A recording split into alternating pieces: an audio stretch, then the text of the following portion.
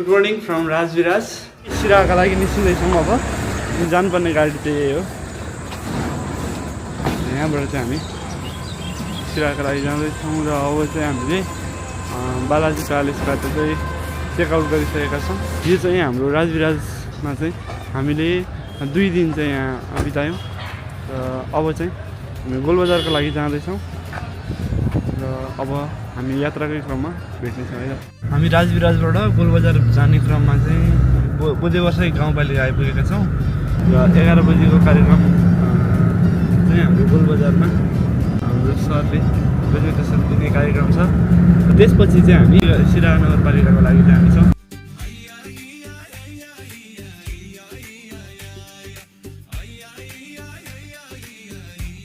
हामी चाहिँ गोलबजार आइपुगेका छौँ होइन। अब हामीले खाना खाने चाहिँ यहाँ मिथिला थालीमा र यो चाहिँ गोलबजारको बर्गर हाउस त्यहाँ पर रहेछ र अब गोलबजार आइपुगिसकेका छौँ। गोलबजार आइपुगिसकेर चाहिँ हामी नगरपालिकाको अफिस जानेछौँ। अहिले चाहिँ हाम्रो टाइम करिब 10 बजेको अवस्था छ होइन।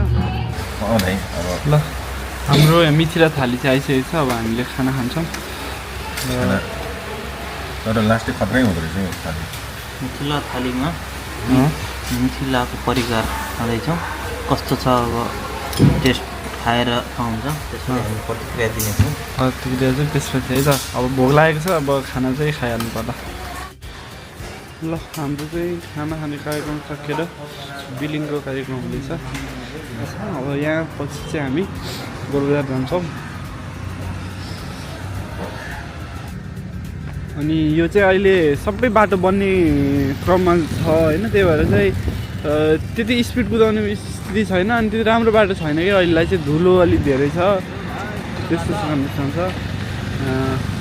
नेपालको सबैजना हेर्छ मान्छे यहाँ हुनुहुन्छ मेरो भाइ जसको युट्युब च्यानलमा तपाईँले हेर्दै हुनुहुन्छ उहाँकै हो है। फेरि प्यारो भाइ गणेश भाइ सबैको प्यारो भाइ गणेश भाइ।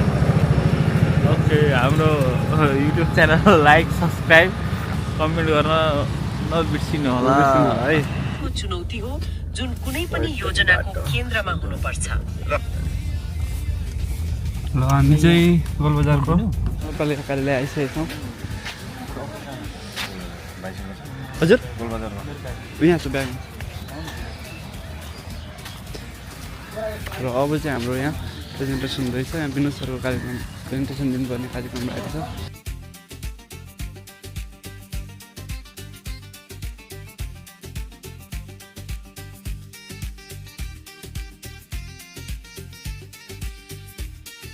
नगरपालिकाभित्रको यो प्रस्तुतिकरणमा पाल्नु यसै नगरपालिकाका प्रमुखज्यू अनि विभिन्न वडाबाट पाल्ने वडा प्रतिनिधि सरमेमाहरू अनि विभिन्न शाखाबाट पाल्ने कर्मचारी सरहरू, विभिन्न निकायबाट पाल्ने सरमेमाहरू अनि हाम्रो सब नेपालबाट डब्लुएचएस एनसिटिसीबाट पाल्ने सरमेमाहरू र यहाँ उपस्थित सबैलाई नेतृत्व इन्जिनियरिङ कन्सल्टेन्सी र रिपल जेबीको तर्फबाट मेरो व्यक्तिगत तर्फबाट नमस्ते।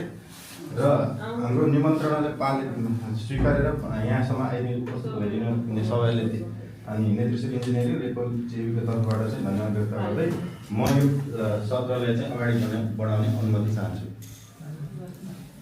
अब यो भ्यालिडेसन भनेको चाहिँ हामीले गत 7-8 महिनाभन्दा अगाडिदेखि चाहिँ हाम्रो तथ्याङ्ककर्ताहरू चाहिँ फिल्डमा गएर चाहिँ डाटा सङ्कलन गरेर चाहिँ त्यो त्यसलाई चाहिँ आधार मानेर चाहिँ बनाएको रिपोर्ट हो। जुन रिपोर्ट चाहिँ हजुरहरूलाई हामीले एक कपी यहाँ ड्राफ्टमा पेस गरेको छ। त्यो हेरेर चाहिँ हजुरहरूले चाहिँ यो रिपोर्ट चाहिँ ठिक छ या छैन, यदि छैन भनेदेखि चाहिँ के कुरामा चाहिँ यसमा कमी कम्ती छ भन्ने कुराहरू चाहिँ हामीले प्रस्तुत गर्न गइरहेको छौँ। 85 जनसङ्ख्या थियो जसमा महिलाको पुरुषको चाहिँ 32,261 छ जुन भनेको 50.5% हो। महिलाहरू चाहिँ 31,623 छ जुन 49.5% हो भनेपछि चाहिँ टोटल घरधुरी चाहिँ 14वटा विधामा चाहिँ 192वटा प्रश्नहरू चाहिँ हामीले चाहिँ त्यहाँ जेनेरेट गरेका थियौँ। जुन 14वटा विधामा चाहिँ 192 चाहिँ हाम्रो डब्लुएचएस अनि हाम्रो विभिन्न नगरपालिकाहरूसँग सहकार्य गरेर कस्तो खाले प्रश्नहरू राख्दाखेरि चाहिँ यसको लागि सही उत्तर आउँछ भनेर त्यो कुरालाई चाहिँ एप्रुभ गरेर चाहिँ हामीले प्रश्नहरू राखेका थियौँ। जुन प्रश्नहरूमा चाहिँ खानेपानी सम्बन्धी प्रश्नहरू थिए, सरसफाइ सम्बन्धी प्रश्नहरू थियो, अनि महिनावारीको स्वास्थ्य सम्बन्धीको प्रश्नहरू थियो, डिजास्टर रिस्क रिडक्सनको रिलिजन सम्बन्धित कुरा थियो होइन, जेडसीको सम्बन्धी थियो र अनि यो सरसफाइमा चाहिँ बजेटिङको कुरा, फाइनेन्सिङको कुरा, आर्थिकको कुरा के छ भन्ने कुराहरू चाहिँ त्यो प्रश्न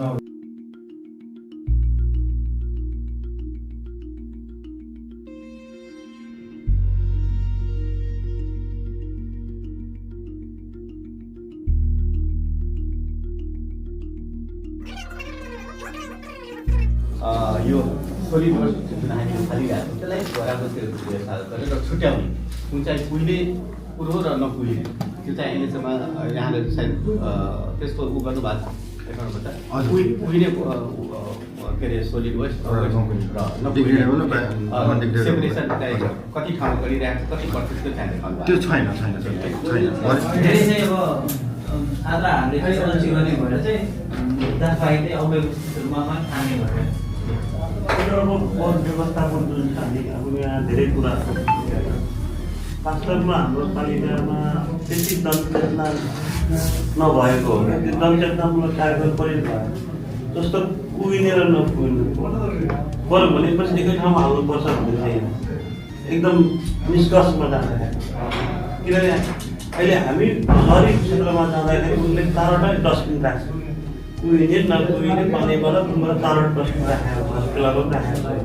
तर यहाँ के छ भने एउटा मात्रै हुन्छ, पुगिने पनि हालेछ, प्लास्टिक पनि कागज पनि भयो परेकै ठाउँमा हालेको, त्यसलाई कसरी छुट्याउँछ? उहाँ सरले भनेको छ यहाँ कस्तो छ भने यो हटिया लाग्छ भने त्यहाँ पनि टोइलेट छ, हामीले ताला नपाएछ। के गर्छ भने यतिसम्म छ जनताहरू टोइलेटभित्र अहिले पानीको बोतल पनि त्यहाँ हालिदिने, इँटाको मारिने हालिदिने, एकै दिनमा जान्छ। त्यो भएर चाहिँ हामीले सरसफाइ गरेर बनाएर राखेका छौँ। अब हामी जनचेतनामूलक कार्यक्रम गर्नु, यहाँ 5-5वटा टोइलेट छ, त्यहाँको पनि अवस्था त्यस्तै गरिदिनु, बोतलै हालिदिने, कति छ सरसफाइ गर्ने। शौचालय त हामीले सोच गरेपछि त त्यो अनुसार व्यवस्थापन गरिदिनु पऱ्यो नि गर्ने मान्छे। त्यहाँ त इँटा बोतल सबै एकै ठाउँमा फ्री भन्दा पनि अब न्यूनतम शुल्क तोकेर होइन, पिसाबलाई एउटा शुल्क, अब दिशालाई एउटा त्यो शुल्क भयो भने मेन्टेनेन्स गराउने कर्मचारीलाई सरसफाइ गराउनु सजिलो त्यस्तो टाइपको एउटा मोनिटरिङ गर्ने मान्छे त्यहीँ राख्नुपर्छ। त्यसले पैसा पनि विवाद भयो, पालिकाले पैसा लियो भनेर विवाद भयो। कारणले गर्दा लगभग हेर्दा यहाँहरूले देखाउनु भएको अहिले हामीलाई ऐना जुन देखाउनु भएको छ सरसफाइ सम्बन्धीको लगभग मिल्दोजुल्दो छ, एकदमै मिल्दोजुल्दो छ। कतैतिर त्यो नमुना मावि हेरे पनि, टेक्निकल स्कुललाई हेरे पनि, बेतौनको त्यो स्वास्थ्य चौकीलाई हेरे पनि लगभग एभरेजमा हाम्रो सरसफाइ सम्बन्धी यो नै हो। अब चाहिँ हाम्रो वार्डमा या नगर बजार एरियामा चाहिँ यो हाम्रो यो पुग्ने नपुग्ने फोहोर व्यवस्थापन पहिला गर्नुपर्छ। त्यस पछाडि हामी पनि एउटा सूचना निकालौँ हाम्रो नगरपालिकाबाट कसरी व्यवस्थापन गर्छौँ भने हाम्रो अर्को नगरपालिकाबाट समन्वय गर्दा सायद त्यो पनि सम्भव हुन्छ। अर्को कुरा जुन हाम्रो विद्यालयहरूमा शौचालयको कुरा गर्नुभयो, त्यसमा चाहिँ मलाई लाग्छ अहिले चाहिँ जुन सेनेटरी प्याडको कुरा पनि यहाँ उठ्यो। हाम्रो गोलबजार नगरपालिकामा त्यसको लागि एउटा समिति रहेछ, विद्यालयबाट 4-5 जना विद्यार्थी भाइ बहिनी र हाम्रो सबल नेपालबाट, हाम्रो मुक्ति नेपालबाट चाहिँ अनुगमन गरेर वास्तवमा हाम्रो यो सेनेटरी प्याडको लागि शौचालय र चेन्जिङ रुम र एउटा म्याडम पनि राख्नुपर्छ। त्यो व्यवस्थापनको लागि हाम्रो गोलबजार नगरपालिकाको विद्यालयहरूमा केही ठाउँमा चाहिँ चेन्जिङ कोठा पनि छ, एउटा म्याडम पनि रहेछ। उहाँहरूको त्यस्तो बेला परे बेलामा चाहिँ कसलाई भन्ने भनेर कोसँग माग्ने भन्दाखेरि एउटा म्याडम पनि व्यवस्था रहेछ। त्यसमा चाहिँ म पनि अनुगमनमा गएको छु। भन्दाखेरि हाम्रो चाहिँ प्रक्रिया अगाडि बढ्दैछ। त्यो पहिला भन्दा चाहिँ अहिले सुधारमा छ र जुन पुरानो टोयलेटहरू थियो, शौचालयहरू थियो, त्यो चाहिँ अहिले जीर्ण अवस्थामा छ। जुन नयाँ बनेको रहेछ त्यसमा चाहिँ महिला के भन्छ यो महिला अनि पुरुषको लागि छुट्टै, त्यसमा चाहिँ हाम्रो अपाङ्ग मैत्री र बाल मैत्री पनि अहिले चाहिँ सञ्चालनमा छ। त्यसमा चाहिँ जुन जीर्ण अवस्थामा छ, नयाँ त अहिले बन्द क्रममा छ, त्यसमा मैले 3-4वटा विद्यालयमा त्यस्तो हेरेको छु। अरू चाहिँ नयाँ बन्दाखेरि त्यो पनि लागू हुन्छ भने मेरो पनि चाहना छ, अनि लागू पनि हुन्छ भने जस्तो लाग्छ। हामीले आँखा खोल्ने काम गरिदिनु भएको छ। यो 14% जुन कमी छ त्यसलाई चाहिँ हामीले कसरी गर्नुपर्छ, 14%ले चाहिँ हामी त्यसरी आउने यो पुसको अन्तिम सातामा मेरो नगरसभा छ त्यसमा म यो बजेट पनि के गर्न सकिन्छ बजेट म ल्याइहाल्छु किन यो कार्यपालिकाले के पास गरेर हुँदैन यो नगरसभाले पास गर्नुपर्छ यो अन्तिम सातामा बेलैमा तपाईँले जुन पर्यवेक्षण गरिदिनु भयो हामी कार्यपालिका नगरसभामा लगेर चाहिँ पास गरेर के गर्नुपर्छ गर्छु र तपाईँहरू जुन मेहनत गरेर जुन बुक बनाउनु भएको सर्वे गर्नु त मलाई धन्यवाद दिँदै यो कार्यक्रम चाहिँ यही समाप्त भएको धन्यवाद। हामी चाहिँ मन्दिरमा आएको छौँ अलिकति ठुलो मन्दिर रहेछ यहीँ हाम्रो गोलबजार नगरपालिकाको नजिकै रहेको मन्दिर चाहिँ यहाँ रहेको छ। ल भगवान् यो भिडियो हेर्ने सबैलाई रक्षा गर्नु हामीलाई पनि रक्षा गर्नु हाम्रो सहर हुन्छ है।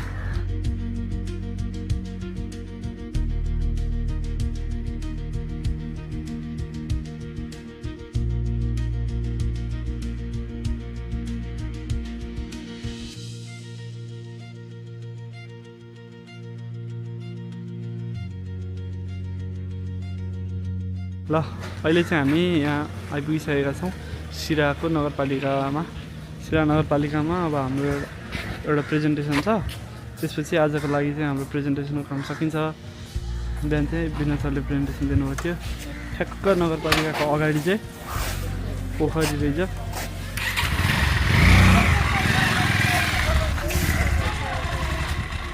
नगरपालिकाको ठ्याक्कै अगाडि पोखरी छ। यहाँ चाहिँ हाम्रो सहरहरू हुन्छ।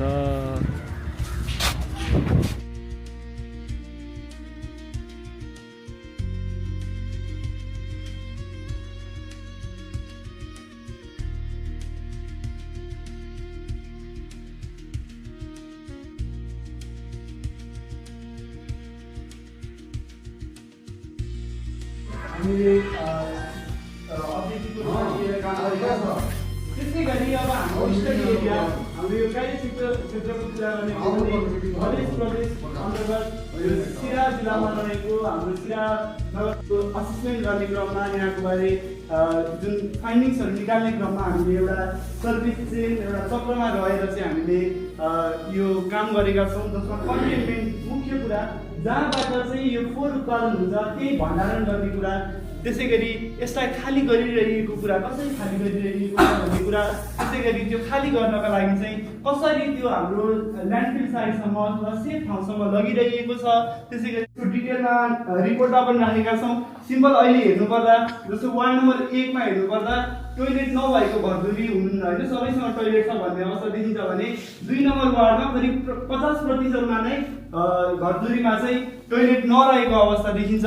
त्यसै गरी अब हेर्दै जाँदा 22 नम्बर वार्ड कुरा देखिन्छ भने महिनावारी भएको समयमा शौचालय प्रयोग गर्नेहरू एकदमै धेरै हुनुहुन्छ। एकै घर मात्रै हुन्छ जसले चाहिँ महिनावारी भएको बेला शौचालय प्रयोग गर्नुहुन्न।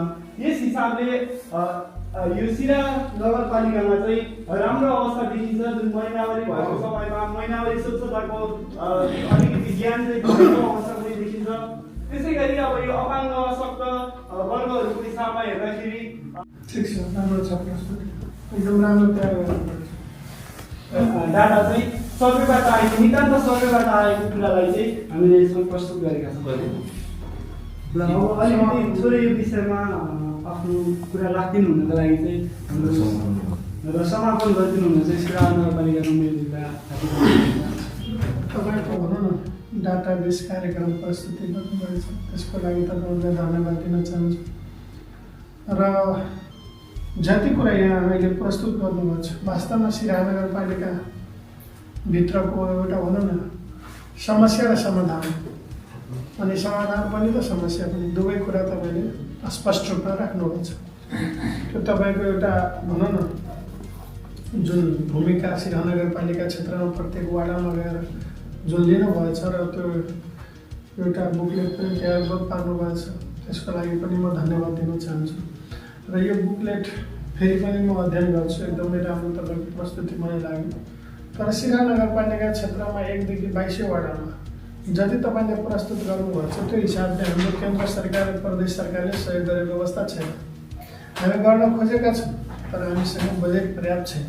त्यस कारणले विकासको हिसाबले हेर्दा चाहिँ सिराहा नगरपालिका यति ठुलो सङ्ख्या भएको र धेरैवटा भएको पनि छ, त्यसमा अब चाहिएको जति बजेट पुगेको पनि छैन। तैपनि हाम्रो प्रयास खास गरेर खानेपानी लगायतको जुन शौचालय सरसफाइ सहितको जुन एउटा हुन्छ नि जनतासम्म पुर्याउने एउटा बाचा, त्यसमा हामी पछाडि परेका छैनौँ। तैपनि अब चाहिएको जति तपाईँहरूले एउटा जुन एउटा भनौँ न उपलब्धिमूलक एउटा भनौँ न सन्देश पनि दिनुभएको छ कि यो तरिकाले सिराहा नगरपालिकालाई व्यवस्थापन गर्न सकिन्छ, व्यवस्थित गर्न सकिन्छ र हाम्रो जति पनि भनौँ न फोहोर जन्ने पदार्थहरूलाई पनि कसरी व्यवस्थित गर्ने, त्यहाँबाट के उपलब्धि लिने, कसरी लिने, त्यो सम्पूर्ण कुराको बारेमा तपाईँहरूले प्रस्तुत देखाउनु भएको छ। तर अहिले पनि अब जनताले त अब भनौँ न अब सार्वजनिक शौचालयको पानी चाहिँ लेदो पदार्थहरूलाई मलको रूपमा कसरी उपयोग गर्ने त्यतातिर ध्यान गरेको छैन, किनभने त्यसलाई अहिले नेगेटिभ हिसाबले हेरेको अवस्था छ र बुझेको अवस्था पनि छ। अस्ति हामी सबल नेपालबाट दिल्ली पुगेर 5 दिने भ्रमण कार्यक्रम पनि गरेँ यसै सन्दर्भमा। त्यसमा मैले त्यहाँ बिन्देश्वर पाठकजीको उसमा गएको थिएँ। उहाँ सार्वजनिक शौचालयलाई लिएर एकदम इन्टरनेसनल लेभलमा एकदमै अगाडि बढेको र भनौँ न इन्टरनेसनल लेभलमा धेरै प्राइज पनि जितेको पनि छ। उहाँको भूमिका धेरै राम्रो, धेरै सराहनीय पनि छ। खास गरेर दलित बस्तीलाई लक्षित गरेर धेरै ठाउँमा शौचालय, नुहाउने, खानेपानी सबै व्यवस्थापन एकदम राम्रो तरिकाले गरेको छ। यो कार्यक्रम हेरेर आएपछि यहाँ पनि मलाई एकदमै मन गर्यो कि कमसेकम यो 22वटै वडामा जति दलित बस्ती छ कमसेकम खानेपानी एकदम सफा हुनुपर्छ र नुहाउने ठाउँ एकदम सफा हुनुपर्छ र सार्वजनिक शौचालय पनि एकदम सफा हुनुपर्छ र पानीको पहुँच पनि हुनुपर्छ भन्ने त्यो एउटा हामीलाई देखाएको थियो क्या। तर यहाँ कता कता बजेटको अभावले गर्दा हामी गर्न सकेको छैनौँ।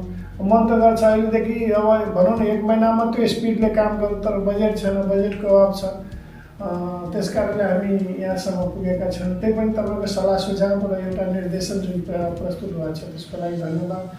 र त्यहाँ मैले के हेरेँ भने धेरै जसो ठाउँमा शौचालयको पानी एकदम मजाले खाइरहेको अवस्था, सार्वजनिक बजारे चोकमा पाइप जडान गरेर त्यो भित्र प्लान्ट राखेको छ र प्लान्ट राखेर तपाईँको पाइप पनि जडान गरेको छ र हाम्रो टिममा गएका लगभग 60% मान्छेले पनि हाम्रो टिममा गएको पानी खायो क्या। अब धेरैले त अब चित्त मन बुझेन, त्यो खाएन, तर त्यो एकदम राम्रो, एकदम व्यवस्थित, एकदम सफा होइन, एकदम फ्रेस पानी। त्यो पानी लिएर अब धेरै जसोले कपडा पनि सफा गर्थ्यो, नुहाउने पनि गर्थ्यो, खाने पनि गर्थ्यो। अब जहिले बुझिसक्यो मान्छेले साइड भएर त अरू काममा लाउने त्यस्तो गऱ्यो। तर यो हाम्रो आवश्यकता अहिले होइन, 20 वर्ष, 30 वर्ष, 40 वर्ष, 50 वर्षपछि पक्कै हुन्छ, विकल्प हुँदैन जनतासँग। त्यस कारणले बायोग्यासको पनि सार्वजनिक शौचालयबाट अब बिस्तारै यो ट्रेनिङ दिँदै अगाडि बढ्नुपर्ने अवस्था छ। तर कता कता अहिले अब भनौँ न यो खास गरेर दलित बस्तीहरूलाई लक्षित गरेर गरेपछि एकदम राम्रो हुन्छ। एकै ठाउँमा शौचालय बनाउने, एकै ठाउँमा त्यो सबै व्यवस्था गरेर त्यहीँबाट एउटा प्लान्टको निर्माण गरेर पाइपलाइन ग्यास जतिसम्म हुन्छ होइन, त्यो गएपछि अलि आर्थिक अवस्था कमजोरहरूको मान्छेहरूलाई अलि उपलब्धि नै हुन्छ र हाम्रो किसानहरूलाई पनि त्यो मलको एउटा धेरै ठुलो उपलब्धि हुन्छ, त्यो पनि हुनसक्छ। त्यसमा ठिकै छ, तपाईँहरूको प्रस्तुति एकदमै राम्रो लाग्यो, धन्यवाद छ तपाईँहरूलाई। र फेरि पनि भेटघाट हुन्छ र काम गर्नुहोस् यसरी, शुभकामना पनि छ। धन्यवाद, नमस्कार। म्याम, गणेश भाइको प्रेजेन्टेसन कस्तो लाग्यो? राम्रो छ, एकदम राम्रो प्रस्तुति गरेको छ उसले एज मेयर सर सेड। खतरा गणेश भाइ। ल अहिले चाहिँ हाम्रो कार्यक्रम सकिसकेको अवस्था छ र अब चाहिँ हामी लाग्दैछौँ कता।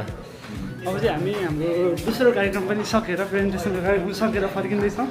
यहाँबाट चाहिँ हामी निस्किँदैछौँ। यो हाम्रो गेट रहेको छ र उपरको पनि हाम्रो नगरपालिकाकै अर्को भवन रहेको छ र यता चाहिँ हाम्रो पोखरी रहेको छ र हाम्रो टिमको स्टाफहरू यता हुनुहुन्छ। एउटा गाडी हाम्रो टिम ए को गाडी एउटा हो र एउटा चाहिँ हाम्रो अर्को टिमको गाडी हो र यो चाहिँ हाम्रो गाडी हो त। ल अब तपाईँहरूलाई अलिक धेरै दिनपछि देखाउँ। हामीलाई काठमाडौँदेखि यहाँसम्म ल्याउनु हुने हाम्रो गुरुजी पनि हुनुहुन्छ यहाँ चाहिँ यहाँसम्म होइन। के छ सन्तोष सुविस्तै हुनुहुन्छ नि? हजुर हजुर हजुर। अनि हाम्रो यात्रा कस्तो भइरहेको छ त? इन्जिनियरको टिम नेत्रेश्वर एकदमै रमाइलो भइरहेको छ। रमाइलो छ होइन? हजुर एकदमै हजुरको पार्टीहरू जति छ नि ग्रुपहरू सबै रमाइलो खालको मान्छे हो होइन। हजुर। सर म्यामहरू सबै रमाइलो हुनुहुन्छ। जस्ट इन्जोय चाहिँ भइरहेको। हामीलाई पनि रमाइलो भइरहेको छ। अब तपाईँ बिना हाम्रो यात्रा पनि त सम्भव थिएन होइन। ल तपाईँलाई पनि धन्यवाद।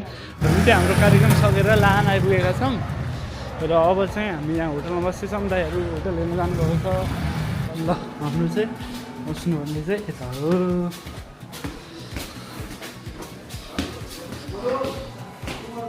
ल यो चाहिँ हामी बस्नुपर्ने ठाउँ। यो चाहिँ म मेरो लगेज लिन जाँदैछु। ल अहिले चाहिँ हामी कान्छा होटलमा आइपुगेको छौँ। लानको सिराको लानमा। अनि चाहिँ यहाँ आगो ताप्दै हुन्छ है।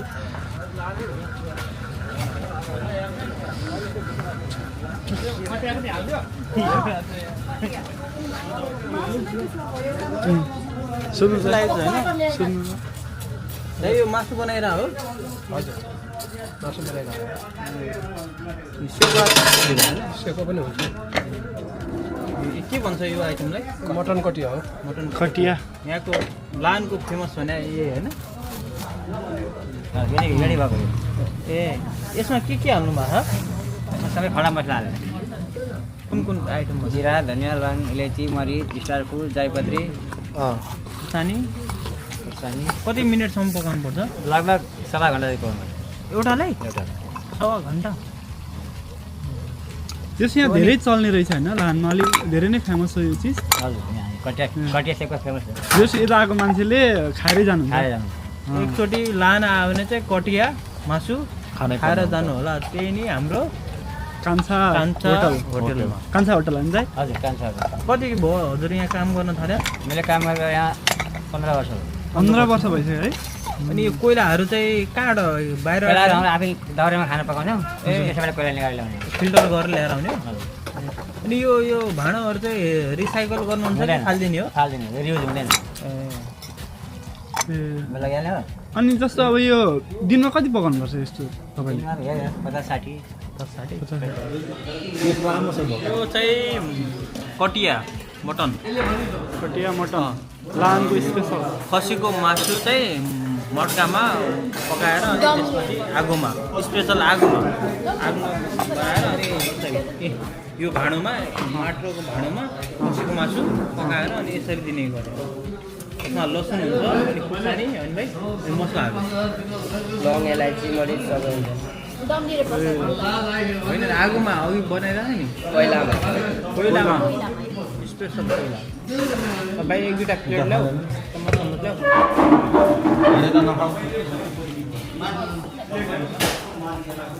र अब आजको लागि चाहिँ हामी यति नै एन्ड गर्छौँ र हाम्रो भिडियो जस्तो लाग्छ त्यस्तै कमेन्ट गरिदिनु होला। लाइक, सेयर, सब्सक्राइब गर्न नबिर्सिनु होला भन्दै बिदा हुन्छु। नमस्ते।